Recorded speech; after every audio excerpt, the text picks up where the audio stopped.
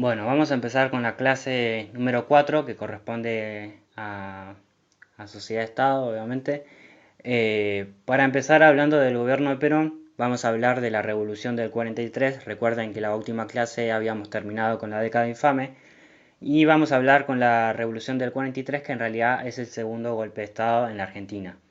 Bueno, vamos a hacer un breve resumen hasta el 46 y ahí sí arrancamos con Perón. Para que no sea tan desprolijo todo y no arranquemos de una con Perón y se entiende un poco más, ¿no?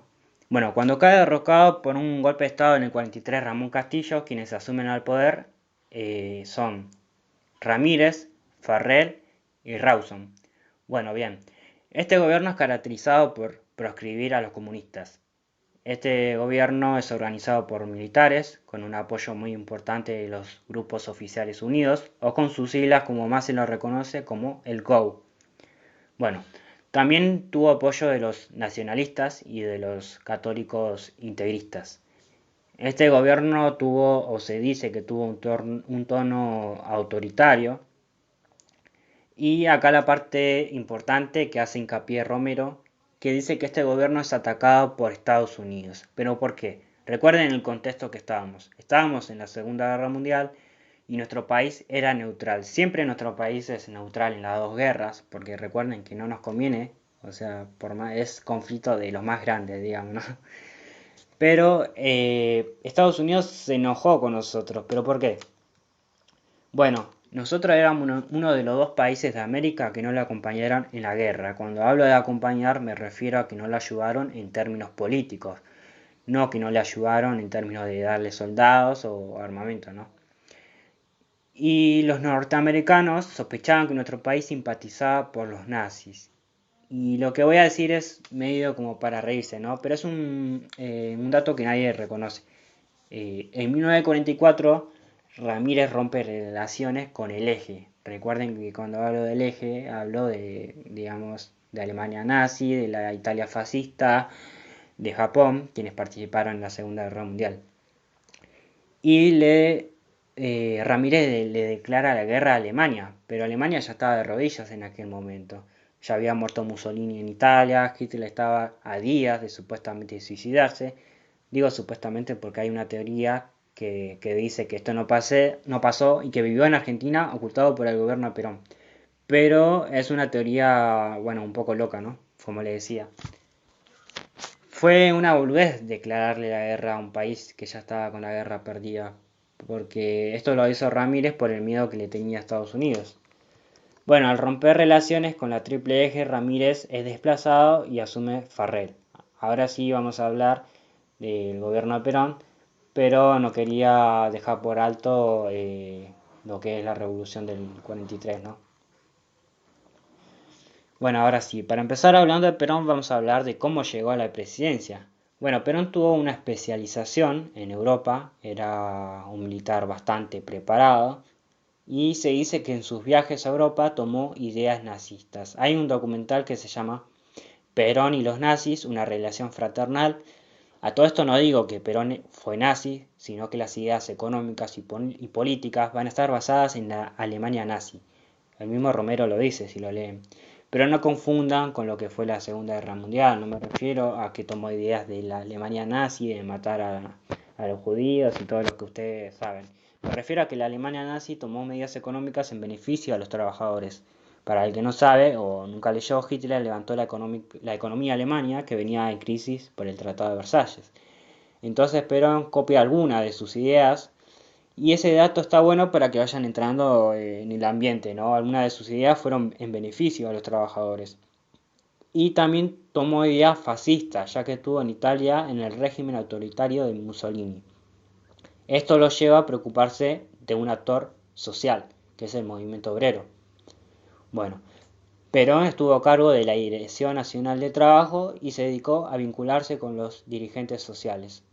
Él beneficia a los trabajadores, pero ¿en qué sentido? Primero, antes de mencionar los beneficios, quiero dejar en claro algunas cosas. No me gusta hablar de política, pero es como para que ustedes entiendan, ¿no? Eh, el descanso dominical es del gobierno de Roca, las vacaciones pagas es de Uriburu, La jornada de 8 horas es de Irigoyen y la primera ley de jubilaciones fue sancionada en el gobierno de Alvear, pero esto no va a estar en el libro de Romero, así que solamente es un dato, son pocos los libros de historia que lo reconocen.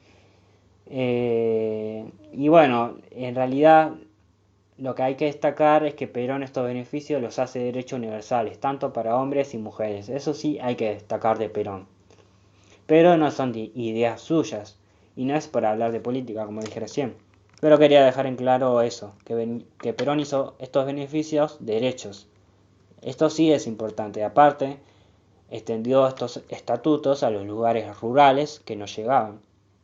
Entonces Perón expandía desde el Departamento de Trabajo el reclamo de los trabajadores y hacía que estos fueran escuchados. Estas ideas, el beneficio hacia los trabajadores y el repudio al sector empresarial, es algo que hizo enojar a los militares, por así decirlo, ¿no? Ya que Perón tenía popularidad en el ámbito laboral y esto despertó confianza en los militares, que tenían una política más conservadora. Y en 1945 fue obligado a renunciar a todos sus cargos y detenido en la isla Martín García. Pero solo esto tuvo como consecuencia aumentar su popularidad. En Plaza de Mayo, en el mismo año, pedían su liberación. Y en octubre de ese mismo año, Perón es liberado. En 1946 se convoca a elecciones y dejo algo acá en claro, ¿no? Esta fue la última elección presidencial en la que solo votaban únicamente los varones mayores de 18 años, ya que en 1947 por Eva Perón el voto es universal, secreto y obligatorio para hombres y mujeres mayores de 18 años. Ahí tienen un dato importante. Eva Perón hace que el voto sea universal, tanto para hombres y para mujeres. Esto lo hace un gobierno democrático, por así decirlo, ¿no? Y Perón le ganó al otro candidato de la UCR, que no me acuerdo el nombre, pero bueno, no es de importancia. Bueno, ahora hablemos de la presidencia ya en sí. Quería dejar en claro cómo es que él asume la presidencia, bueno, también lo que había mencionado de la revolución del 43 para que entremos en contexto, ¿no? Bueno, se crea un partido político muy importante de la época, que es el Partido Laborista. El Partido Laborista, así como lo dice el nombre, es liderado por los sindicatos y en apoyo a los trabajadores. Este Partido Laborista es el que había ganado en Inglaterra y lo que se hizo en Argentina fue, digamos, una copia. Bueno, ahora sí, comenzando con Perón, es importante si pueden escribir o tomar nota de esto, ¿no? Porque se suelen preguntar en los parciales. De todas formas, yo lo voy a pasar en un resumen más tarde. Y una pregunta puede ser, ¿quiénes apoyaron a Perón en su primera presidencia? Ustedes lo que tienen que poner, o la opción que tienen que hacer es poner que fue respaldado por el ejército y la Iglesia Católica.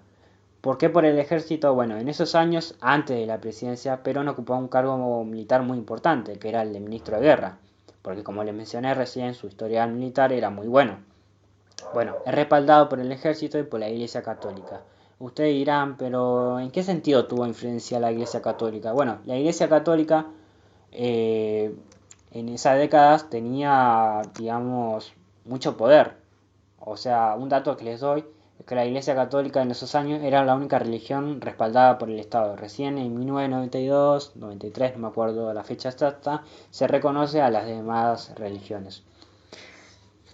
Bueno, Perón empezó a tomar medidas en contra de la Iglesia Católica, como les había dicho. Pero, o sea, Perón recibe el apoyo de la Iglesia Católica y después rompe relaciones cuando empieza a tomar decisiones en contra de la Iglesia Católica. Pero eso ahora le voy a hablar un poco más al final.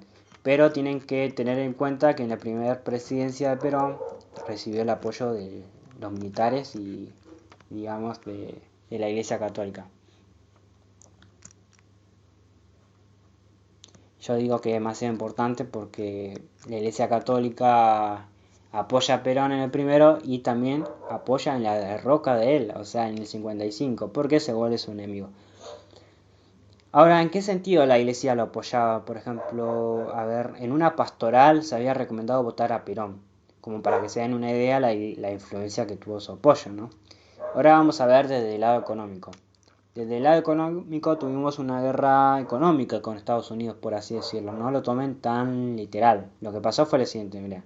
La Segunda Guerra Mundial tuvo representantes principales como la Triple Eje, la Alemania nazi, la Italia fascista y Japón, versus los aliados, quienes eran Francia, Inglaterra, Unión Soviética, que hoy en día es Rusia, y Estados Unidos. Estados Unidos entró al final de la Segunda Guerra Mundial y se dice que fue el país que más se benefició. ¿Pero por qué?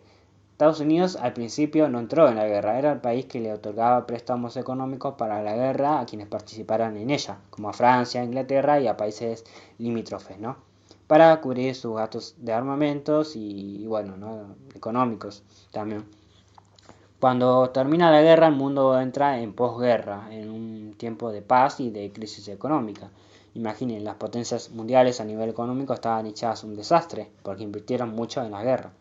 Entonces Estados Unidos sale beneficiado de esto, ya que le cobra el préstamo e intereses a estos países. O sea, Estados Unidos creció a nivel económico y a nivel comercial. Entonces era el único país que le vendía a las potencias, ya que había un acuerdo. Entonces Argentina, nuestro país, al pasar esto obviamente que nos vimos perjudicados al tener de competencia a los norteamericanos, porque como ustedes saben, nosotros éramos un país y somos que le vendemos a las potencias, como Inglaterra, Francia, Alemania, y el trato que había hecho Estados Unidos a los países que le debían plata era que ellos no tenían que comprarle a otros que sea ese mismo país, o sea, Estados Unidos, porque le debían plata, ¿no? Entonces Estados Unidos hizo eso. Al hacer esto, tenemos una causa económica, ¿no? Ya que nos dejó la posguerra mundial, que es la caída de exportaciones. La caída de exportaciones por competencia norteamericana en el mercado europeo. O sea, no es que no vendimos, pero cayó un porcentaje muy grande de las exportaciones.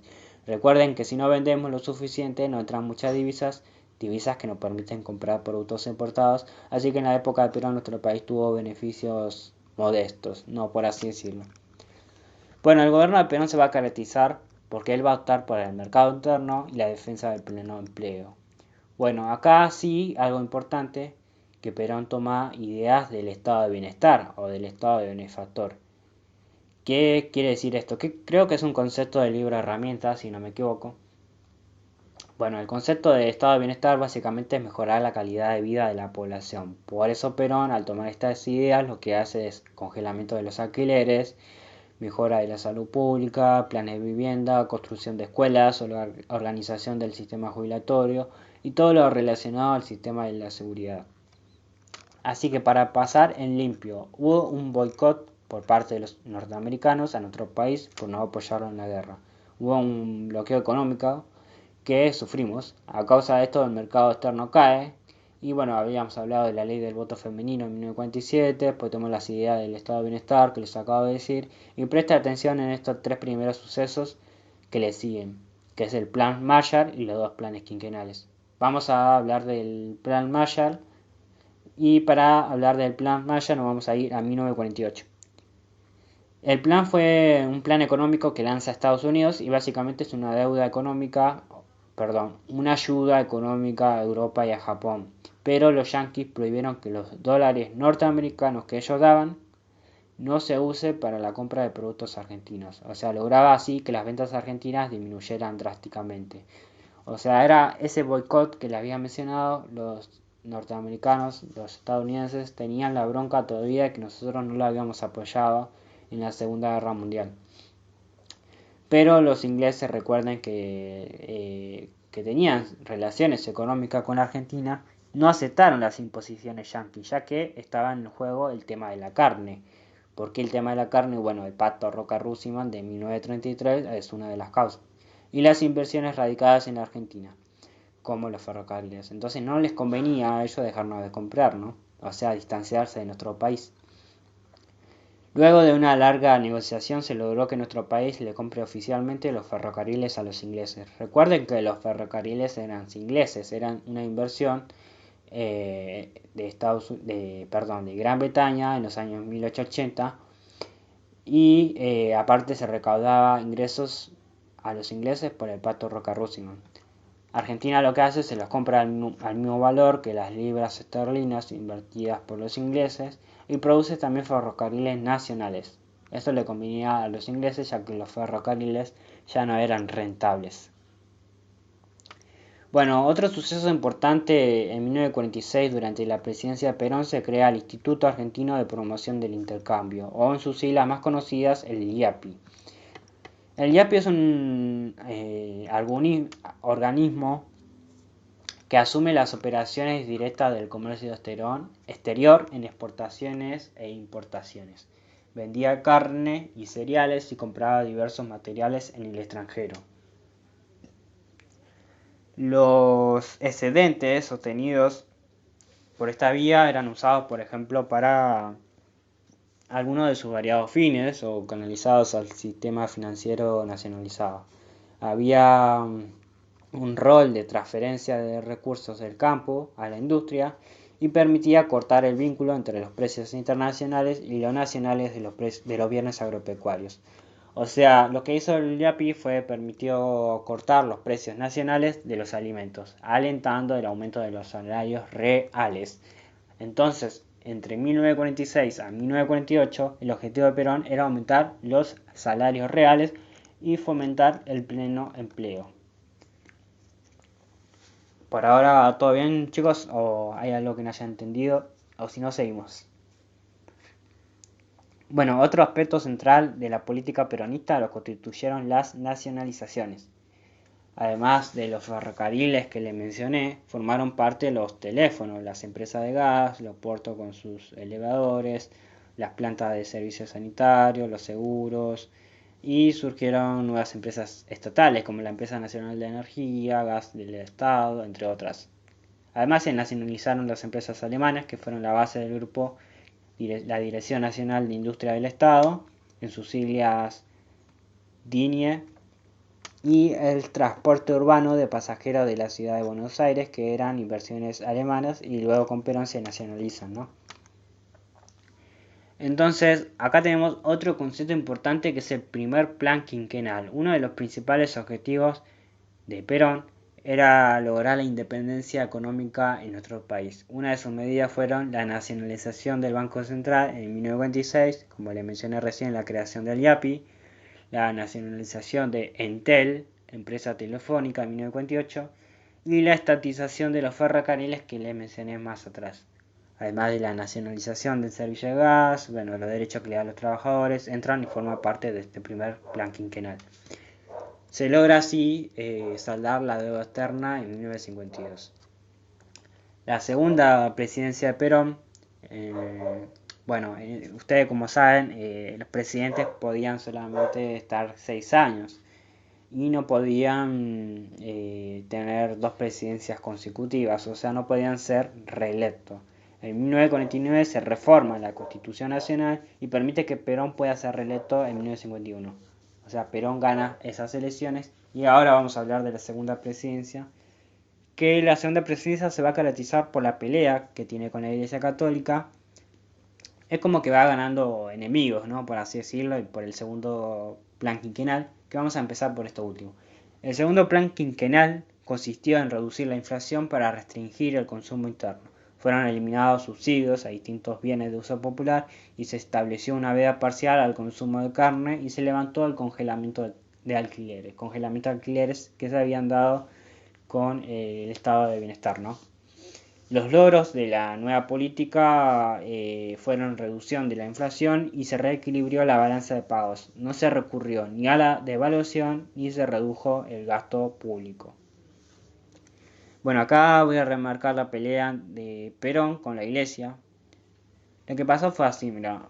El Estado peronista y la Iglesia empezaron a chocar una serie de campos específicos. La Iglesia era muy sensible a los avances de aquel en el terreno de la beneficencia y en el de la educación. Se decía aparte que Perón tenía, digamos, como que se escucharon sospechas de fraudes en la educación por parte de Perón. Después lo voy a decir bien en el grupo, pero era algo así, que la Iglesia estaba sospechando de Perón.